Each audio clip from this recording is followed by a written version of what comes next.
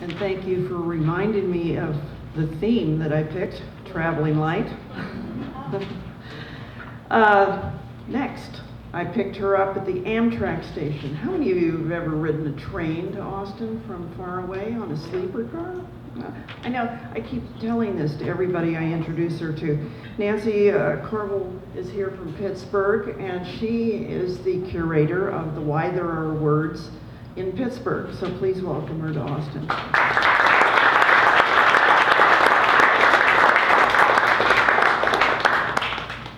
Thanks, everybody. It's really a pleasure to be here. I have new cowboy boots, and they're slippy, as we say in Pittsburgh, on the bottom. So, I'm going to read from an essay I've been working on that riffs on the movie The Deer Hunter. I think some of you are old enough to remember that movie. Some of you are not. So just very briefly, some things to set up. The Deer Hunter is a movie about Vietnam. It came out in 1978. Some of the main characters are played by Robert De Niro, Christopher Walken, Meryl Streep, and those are the ones really that are mentioned in here. Coke, when I mention Coke, I do not mean the beverage Coke or the drug Coke. I mean Coke, which is a hard gray porous fuel. It is derived from coal, and it's a byproduct of the steelmaking process. It's made by heating in a very destructive distillation process. So you'll hear about that. And I begin with an epigraph from a poem by my friend Tim Russell, who worked as a steel worker for many years in Rearden Steel, which is where some of the scenes of The Deer Hunter were shot. And it says, "It's hard to tell what's what here. A salamander is a drum of burning coke. Clouds are not clouds. Rain is not always rain." I'll read some section headings. The title of it is This Is This, Colorado. It was probably 1981. Rick and I are visiting Dick Betts, the salesman who lives next door to our little rented log cabin. Dick Betts is a grown-up, but kind of an asshole. Still, I'm admonished by and impressed with his accomplishments. His yellow Porsche 914. That's just a Volkswagen with a fancy top, says Rick, and he's right, but still. His real two-story house, his actual job. Rick and I are not grown-ups, though we try. We might be assholes, convenient assholes, not mean but unschooled, needy. We want things we can't pay for and sidle up to those who have them. Firewood, cocaine, washers and dryers. Our friends are always stoned, so we are likely stoned and maybe drunk. It's Saturday afternoon. Cable is new and a big deal, and if you have money, you can get it, even out here in Green Mountain Falls, Colorado, in the foothills right beneath Pikes Peak. Grown-ups have cable. Rick and I do not. The movie The Deer Hunter is playing on Dick Betts' TV, and I stop for a minute to watch. What catches my attention is Meryl Streep, breathless, young, beautiful, opening her front door to greet Robert De Niro, just home from Vietnam. I notice her because she's in a trailer perched on a hill overlooking a mill amid the eternal brown gray of trees, earth, sky that is anywhere in the Ohio Valley. And because I recognize this as home, where I'm from, I say to no one in particular, no one in Pittsburgh looks like that. I don't know why I remember this day and this scene, or why I thought a woman in those circumstances could not be beautiful. Perhaps it was the sharp contrast of this scene to the day, to the afternoon that gave me pause. I loved living in the Rocky Mountains, far away from the hunched shoulders and crowded sky of home. I did not love Pittsburgh until I left its great wet sadness. I was surprised when I wept at its deep green hills and meandering rivers the first time I saw them from the air after many years.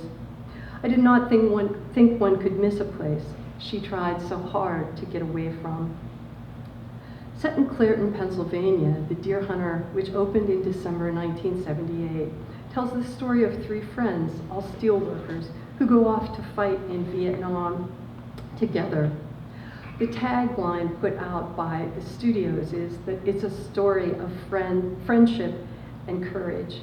It is about the war, but also, as the film critic Pauline Kael noted, the film's very substance, the Clairton community, in contrast with the Asian chaos, is the traditional isolationist message. Asia should be left to the Asians, and we should stay where we belong, but if we have to go over there, we'll show how tough we are. Its parochialism is so solid you could build a table on it, and it's part of what I recognize, part of what is both familiar and uncomfortable about home.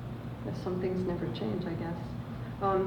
The Deer Hunter was directed and co-written by Michael Cimino. It was nominated for 9 Academy Awards and won 5, including Best Picture and Best Supporting Actor for Christopher Walken. By all accounts, it's a sprawling, troubled, operatic film, clocking in at just over 3 hours long. Clairton was then and is now a steel town just outside of Pittsburgh, only 7 miles upriver from the burgeoning post-World War II suburbs where I grew up. There, among remnants of subdivided farms and abandoned mines, a child could still find chicken coops, doors in hillsides, a red brick farmhouse, slivers of orchard. Scattered woods, the afterthought of development, were everywhere. We made of them what we wanted, what we could. A down tangle of sumac and maple was a tank, a forsythia bush, a nook. Just about midway between our ranch house and the Clairton Works was a spot known as Brown's Dump. From around 1913 until the late 1960s, trains from mills all up and down the Monongahela Valley, McKeesport, Braddock, Homestead, Clairton, lined up there to dump molten slag, a byproduct of the coke-making process. From our house at the edge of what remained of Doyle's farm, you could step outside and watch them dumping slag nightly along the southern horizon. Ladle cars tipped one after another, slag splashed bright red and orange, smoking, loud, so visceral even from a distance there was a sound and sight and smell of great making. People drove miles just to pull over on the shoulder of Route 51 South and watch. It was like seeing the birth of a mountain. It was the birth of a mountain, except it was not a real mountain. Eventually, Brown's Dump grew to be 200 feet high and took up the equivalent of 130 city blocks. Once it got to be that size, the developers put a 1.6 million square foot Century 3 mall on top of it. The mall, which opened in 1979, is partially condemned now and has been in decline for nearly 30 years. By virtue of their proximity to the convergence of the Allegheny, Monongahela, and Ohio rivers, Native Americans who inhabited the Pittsburgh area were known as keepers of the Western Door. But the Indians in the land were both elusive, the paths impermanent, the names of the tribes unclear, the various tributaries and rivers always undermining the soil. The Moravian missionary David Zeisberger explained that the Native American word Monongahela signified a high bank which is ever washed out and therefore collapses. I spent countless high school nights smoking and driving up and down dark coal roads on the ridges surrounding Clairton, the mill, a glowing city sunk in the valley. We drove for hours, miles into nowhere, keeping an eye out for Green Man, the mythical worker who glowed in the dark after a terrible industrial accident, set adrift to wander forever. Fire from monster smokestacks lined the horizon. My adolescent ennui was exquisite and complete and could be broken only by a DJ who happened to play exactly the right song just then, or by Craig's hands on me. It would be fair to say that I recognized where we were but could not name it at the time. To find where you're going, giving directions in Pittsburgh is all about landmarks. There's no grid, no simple north or south. Streets meander, change, names climb up steep hillsides. People don't like to cross rivers. You set your sights by ghosts, what was once there and is no longer, like the Gulf Station or the Isleys. You sense where to turn by the tilt in the road. Sometimes you navigate entirely by what is absent. In 1955, the mad genius photographer W. Eugene Smith came to photograph Pittsburgh for 3 weeks and stayed for 3 years. In all, Smith made around 17,000 photographs of the city and what he called its vistas of melancholy. For most of the rest of his life, he tried to get what he called his Pittsburgh essay right, but he died believing it a failure. Sometimes it's impossible to capture a place, no matter how hard you try. Sometimes you find out the place you have in mind is no place at all. The landscape of The Deer Hunter is a collage of agonies and wrong mountains, but we're not supposed to notice. The film is not realistic, it is surrealistic, Cimino said. Even the landscape is surreal. The steel town, which we call Clairton, is composed of 8 different towns in 4 states. You can't find that town anywhere. It doesn't exist. Of course, the Vietnam War was central to The Deer Hunter. Along with Coming Home, also released in 1978, it initiated a wave of films that began to question the war, that showed the horror of its aftermath. But it is years before I consider Vietnam in any serious way. Most of the men I knew didn't go, their numbers rendered moot by the end of the draft, the end of the war. So everything I know about Vietnam is nothing, is based on books I read or encounters I had, random, drunken, sad, with men older than me who had served, like the black poet who taught at the university I attended for only a while. When I told him I dreamed of living in a garret as a starving poet, consumptive and alone, he explained matter-of-factly and not unkindly that doing so would give me bad teeth. Then he told me he was looking for a woman who knew how to hold a gun. I thought I wanted to be that woman, thought I could be.